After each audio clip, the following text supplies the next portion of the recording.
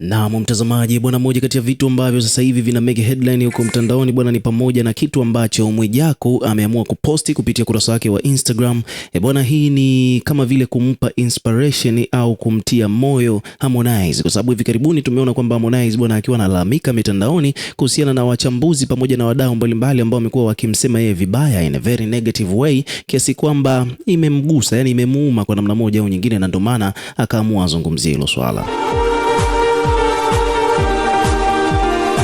Sasa Mwijaku akiwa kama supporter mkubwa sana wa Harmonize Konde Boy ameamua kujitokeza na kuandika ujumbe kama vile kumtia moyo Harmonize kwa yale ambayo yamemkuta. So hapa bwana, kuna page mbalimbali zimekuja kuripoti kuhusiana na hiyo taarifa. Kwa mfano hapa kuna page ameandika kwamba bwana, kutoka kwenye ukurasa wa Instagram wa DC wa Insta, Mwijaku ameonekana kumpa faraja msanii Harmonize kupitia ujumbe aliouandika kutokana na yale anayoendelea huko mitandaoni kumuhusu msanii huyo. Katika ujumbe huo ni kwamba Mwijaku amesisitiza kuwa baraka na mafanikio ya mtu hayaonekani na maoni au chuki za watu, bali hutegemea mapenzi pamoja na maamuzi ya Mwenyezi Mungu.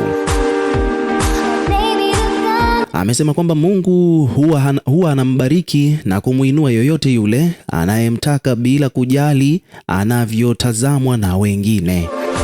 Lakini pia vile kupitia ujumbe huo ni ishara ya kumuunga mkono Harmonize wakati akiendelea kupambana na mijadala na ukosoaji kutoka kwa baadhi ya watu kuhusiana na kazi na mwenendo wake wa muziki.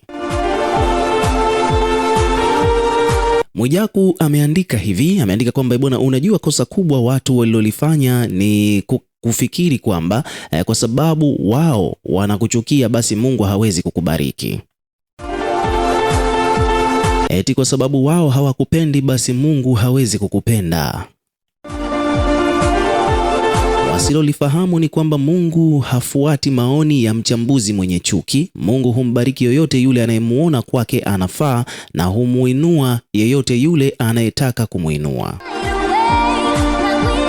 Mwijaku akaendelea kusema kwamba Mungu humbariki yule ambaye anachukiwa na kudharauliwa ili tu watu waone ukuu wake. Yeye peke yake ndiye msemaji wa mwisho na destiny ya mtu na destiny ya mtu yoyote yule.